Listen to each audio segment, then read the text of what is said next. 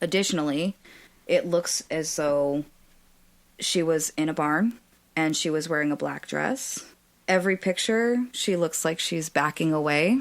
There's one if you swipe left twice. And the middle picture is Ben Rhodes. These are photos they found in his apartment.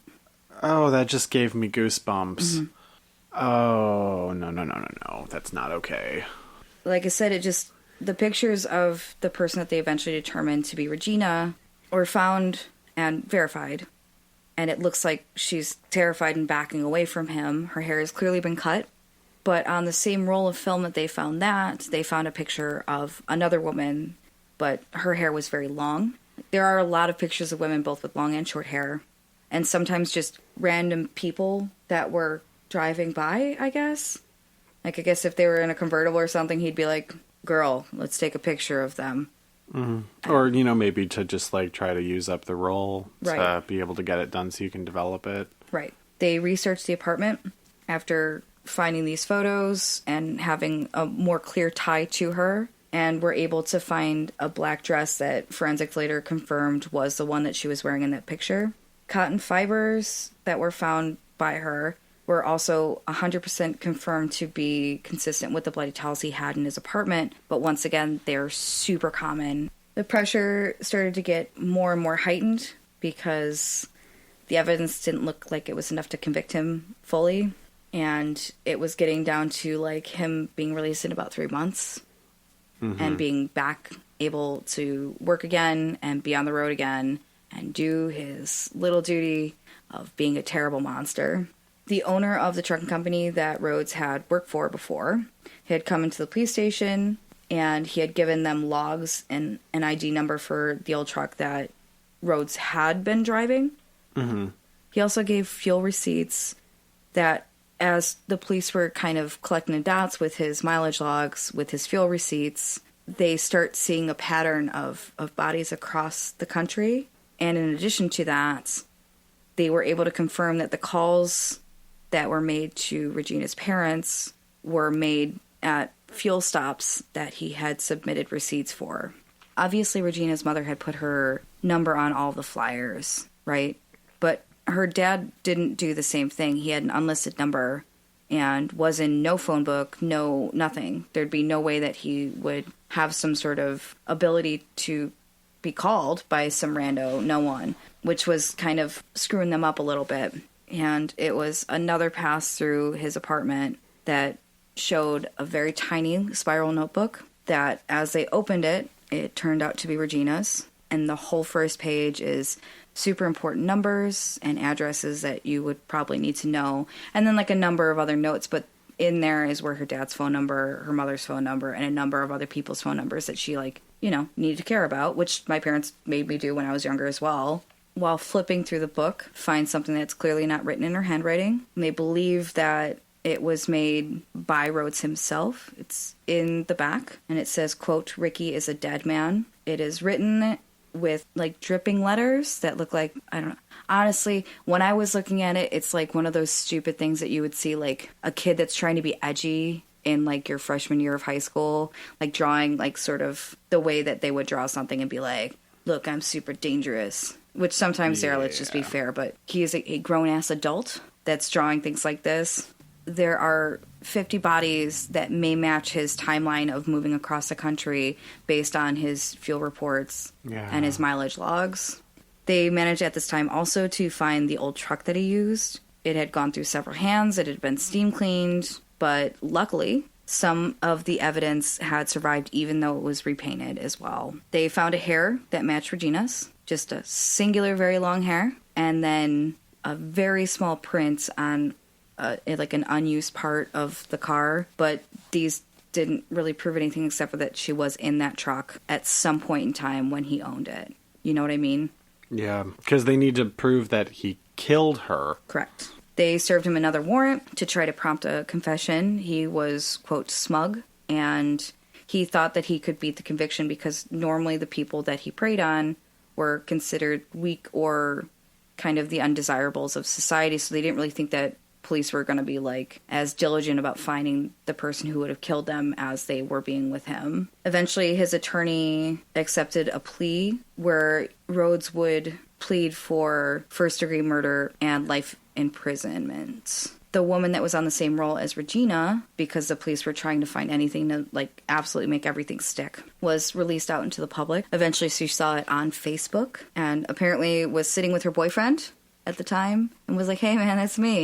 And her boyfriend's like, yeah, okay, whatever. And she found a picture of herself at that same about time. She was a Thunderchild First Nation woman, and she was able to go back and like show a picture that confirmed it was her. She had said that she had been picked up by him while she was going to go visit her brother in Winnipeg. After a lot of people just drove right past her, eventually he picked her up. She said that she had a super heavy bag. He helped her put it into the back of the car.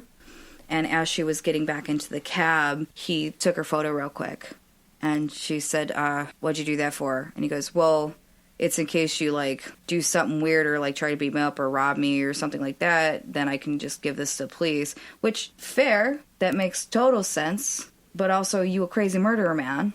At some point in time, after taking her picture, and she was sated with that information, which she didn't fall asleep, thankfully for her, they talked back and forth. He said he was going to go to Florida, and he wanted her to come with. And then eventually, apparently, he had pointed to a sign on the dashboard, because he's a classy man, that says, cash, grass, or ass. No one rides for free. So she had no pot, no cash, because hitchhiking. So she says that they had consensual sex and that she was dropped off without harm in Winnipeg, which is crazy sauce because obviously she's real close to being all dead-like. I truly thought that that was going to take a very different turn. He was also convicted while he was in jail for Regina's murder, for the murder of Candace Walsh and Douglas Scott Daiskowski. They were hitchhiking together when Rhodes had picked them up. It was determined that he immediately killed Douglas and then dumped his body in Sutton County in Texas, who unfortunately wasn't identified until 1992. Candace was kept for over a week, and during this time he tortured and raped her multiple times before dumping her body in Utah. They're still looking for more people that he probably killed. Like I said, they were thinking there's about 50 along the route that he would have been doing.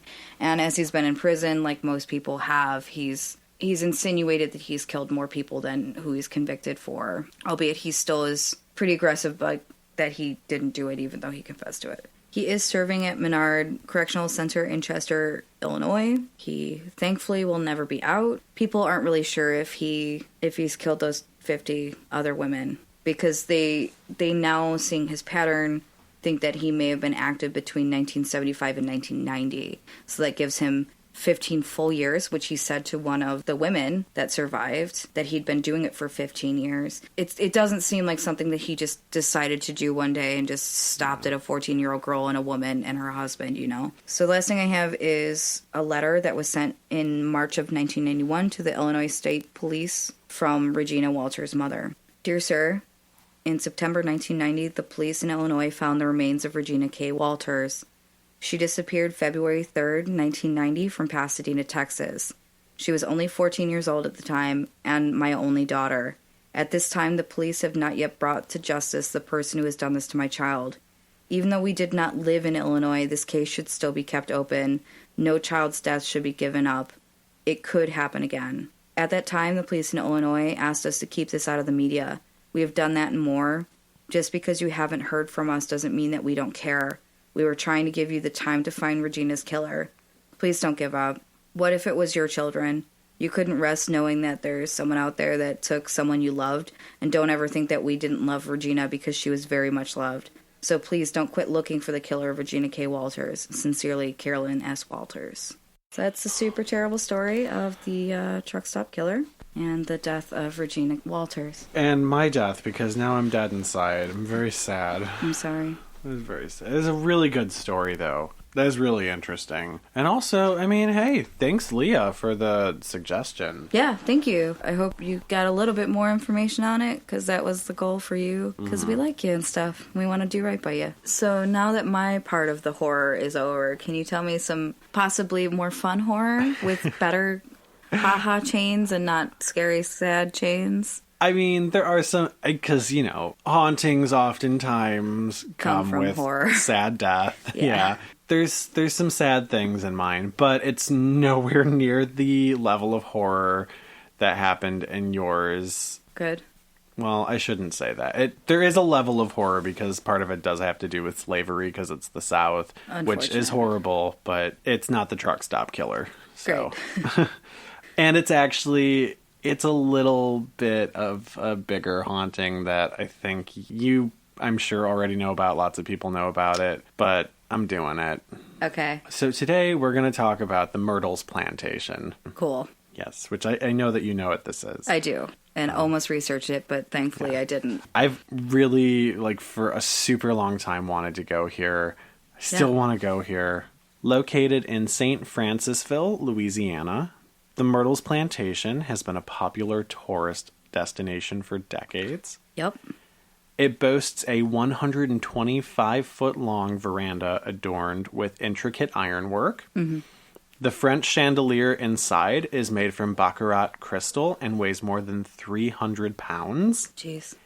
The stained glass entrance that is original to the house is hand-painted, etched, and patterned after the French cross to ward off evil spirits. Oh, it's in Louisiana.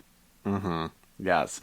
And I've got an interesting tidbit about that later, so that's going to pop back up. Cool. And that's something that I didn't know about the plantation, and something else will coincide with that, but we'll get there. I trust you. Myrtles also boasts Carrara marble mantles and open-pierced frieze work molding in the separate but identical ladies' and gentlemen's parlors. It's fancy. It's fancy. It's almost as fancy as my house because I have marble everywhere. Obviously, super, super rich here. It's about as fancy as the bakery I used to work at. Our garbage cans are made of marble. You literally throw your garbage in marble. Really? Of course they did. It's something else. It's trying to be bougie. Yeah. Construction of the plantation began in 1796 after General David Bradford, or Whiskey Dave, nice, as he was called, obtained a 650-acre land grant from Baron de Carondelet after fleeing to the then Spanish-owned colony of Bayou Sara after fleeing the United States in an effort to avoid imprisonment for his role in the Whiskey Rebellion, hence his nickname, Whiskey Dave. Killer. So would be friends with him, except for I'm pretty sure that since you're saying stuff about him, I'm not going to want to be a party to it. He's a pretty cool dude. Whiskey Dave, he's pretty dope. I found out that George Washington specifically wanted him dead. Okay. Okay. Yeah. And he was like, nope, not gonna die. And George Washington's just sitting there shaking his fist like, ooh, when I get ya. Yeah. He's like a little Arya Stark. What do we say to the god of death? Not today, Satan! The alternate portion of that is that George Washington was Arya Stark, who's just like, Whiskey Dave, the Hound. So in 1820, the house was sold to David Bradford's son-in-law and his daughter. Mm-hmm. So Judge Clark Woodruff had moved in, and he remodeled the mansion. 14 years after that, the plantation was sold to Rufus Sterling, who continued working on the house, making it into the current version that visitors see today. Right, and it's gorgeous. I've not had the opportunity to go, but from pictures it is beautiful and sad. Like every other plantation is beautiful and violently sad. Question. Yes. We glossed over why did George Washington specifically want Whiskey Dave dead? Because he helped in the Whiskey Rebellion. Cool. He was just a key player. So you remember how I said I had something interesting to add to the whole thing about the French cross being, towards the entrance of the house to ward off the spirits? Yeah. So the Sterling family, I just mentioned that they did all of that work to expand the house and turn it into what it is that you see now. Mm-hmm. So when the Sterling family moves in, that's really the first time that we see anybody being concerned that the house may be haunted. Okay.